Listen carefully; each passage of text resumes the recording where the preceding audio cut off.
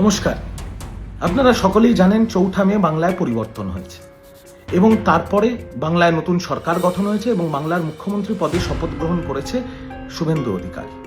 এবং বাংলার মুখ্যমন্ত্রী শুভেন্দু অধিকারীর নেতৃত্বে পুলিশ প্রশাসনের হাত খুলে দেওয়া হয়েছে এবং পুলিশ প্রশাসন ঝোড়ো ব্যাটিং করছে।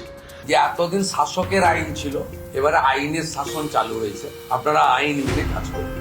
যে লোকেরা বা নেতারা ইত্যাদি যারা 2019, 2021, 2024 পোস্ট পোল ভায়োলেন্সের সাথে যুক্ত, তারা সবাই গ্রেফতার হচ্ছে একে একে এবং আগামী দিনেও এই প্রথা বজায় থাকবে, আগামী দিনেও গ্রেফতার হবে। কিন্তু সিস্টেম, এই যে সিস্টেম যে ক্লিনিং শুরু করেছে, তার মধ্যেও কিছু স্বার্থলোভী মানুষ ফাঁক ফোকর দিয়ে এই সিস্টেমের ফায়দা তোলার চেষ্টা করছে। আর এই লড়াইটা পুরোটাই তৃণমূলের হ্যাভস ভার্সেস তৃণমূলের হ্যাভ নটসদের লড়াই। কিভাবে একটু আমি আপনাদের বলি। আপনারা দেখবেন ইদানিংকালে বিজেপির যত নতুন বিধায়ক যারা জিতেছেন, তারা সকলেই সোশ্যাল মিডিয়ায় পোস্ট করছেন যে আমাদের সাথে দেখা করা বা আমাদের সাথে ছবি তোলা বা আমাদেরকে কেউ ফুল দিচ্ছে, তার মানে এই না যে তারা বিজেপি করে। একদিকে কিছু মানুষ যখন দেখছে এরকম ঝোড়ো ব্যাটিং হচ্ছে, যারা তৃণমূল জামানায় ৪ঠা মে দুপুর 12টা অবধি তৃণমূলই ছিল, কিন্তু তৃণমূলের জামানায় ঠিক করে উঠতে পারেনি কাজকর্ম। ধরুন একটা ওয়ার্ড, সেই ওয়ার্ডে কাউন্সিলরের পেয়ারের 4টে লোক প্রচুর কাজ করেছে। সে বাড়ি তৈরি করার থেকে অবৈধ নির্মাণ থেকে শুরু করে যত রকমের যত কাজ তারা করেছে, কিন্তু তৃণমূলেরই একাংশ অভুক্ত। মানে এক পক্ষের লোক যারা কাউন্সিলরের পেয়ারের লোক বা নেতার পেয়ারের লোক, তারা বিরিয়ানি খেয়েছে, আরেক পক্ষ যারা তৃণমূলই করে ডাল ভাতও জোগাড় করতে পারে। এরা এখন কি শুরু করেছে, এই হ্যাভ নটসরা কি শুরু করেছে, নিজেদের ব্যক্তিগত খার মেটানোর জন্য ফুল নিয়ে মালা নিয়ে পৌঁছে যাচ্ছে বিজেপির নেতাদের বাড়িতে এবং তাই সেখানে একটা করে ছবি তুলে নিচ্ছে।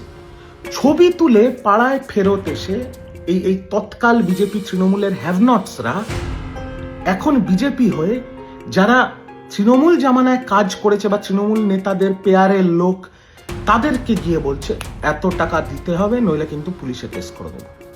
আবার এই করাপশনের মধ্যে এই নতুন যে স্ক্যাম শুরু হয়েছে, তার মধ্যে আবার কিছু মহিলাও নিয়োগ করেছে। ধরুন গিয়ে কাউকে বলছে, এই তুই প্রচুর অনেকগুলো বিল্ডিং তৈরি করছিস, 10 লাখ টাকা দিতে হবে। সে বলছে, ভাই আমি কেন 10 লাখ টাকা দেবো, আমি তো আগের লোককে দিয়েছি টাকা, এখন আমি কেন দেবো। এরা আবার কিছু মহিলা সংগ্রহ করেছে, যাদেরকে বলছে ওর থেকে 10 লাখ টাকা পেলে তোমাকেও 2 লাখ কি 3 লাখ দেবো, থানায় গিয়ে FIR করে দেবো।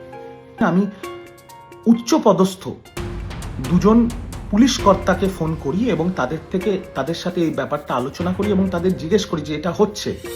তখন তারা আমাকে বলে, রিজুবাবু আমাদের কাছেও এই খবর এসছে এবং এটা মুখ্যমন্ত্রী অবধি এসকালেট করা হয়েছে এবং বাংলার মুখ্যমন্ত্রী শুভেন্দু অধিকারী পরিষ্কার নির্দেশ, যেটা আমি এই ভিডিওর মাধ্যমে যারা এই স্ক্যামটা করছে বা করার কথা ভাবছে তাদের জানিয়ে দিই। মুখ্যমন্ত্রী বলেছে কোনো কমপ্লেন যদি আসে, সেই কমপ্লেনের তদন্ত হবে, আর কমপ্লেনের তদন্ত করে যদি কোনো প্রমাণ না পাওয়া যায়, তাহলে যারা কমপ্লেন করবে তাদের বিরুদ্ধে আইনি পদক্ষেপ নেওয়া হবে এবং কঠোর ব্যবস্থা নেওয়া হবে। পুলিশকে বলেছে খাতা পেন নিয়ে কাল থেকে বসুন। গত 5 বছর বা তারও আগে যত অত্যাচার হয়েছে, অভিযোগ দিতে হবে, FIR করতে হবে, গ্রেফতার করতে হবে, কোনো গুন্ডা বাড়িতে থাকবে না। পুলিশকে বলেছে ঘুষ যদি নিয়ে থাকে, একটা যদি ডকুমেন্ট থাকে, কমপ্লেন নেবেন আর ওই পঞ্চু বাবুকে ধরে সোজা জেলের ভেতর ঢোকাবেন। আর যদি আমার মা, বোন, দিদি, শিশু কন্যা তাদের উপরে শারীরিক নির্যাতন করে এখনো ওই বাংলাদেশের স্লোগান জয় বাংলা বলে ঘুরে বেড়াচ্ছেন, তাদেরও ছাড়া হবে না। এই নতুন সরকার, নতুন মুখ্যমন্ত্রী আর এই নতুন রূপে পুলিশ প্রশাসন, তারা কিন্তু অত্যন্ত তৎপর। তারা কিন্তু ফাজলামি করছে না। এটা কিন্তু তৃণমূল সরকার নয়, এটা নতুন বিজেপির সরকার। ভুয়ো কেস যারা করবে তাদের বিরুদ্ধেও কিন্তু জিরো টলারেন্স, কঠোর থেকে কঠোর ব্যবস্থা নেওয়া হবে। এই পুলিশ প্রশাসন কিন্তু ছেড়ে কথা বলবে না, তাই খুব সাবধান হয়ে যান, খুব সাবধান হয়ে যান, খুব সাবধান হয়ে যান।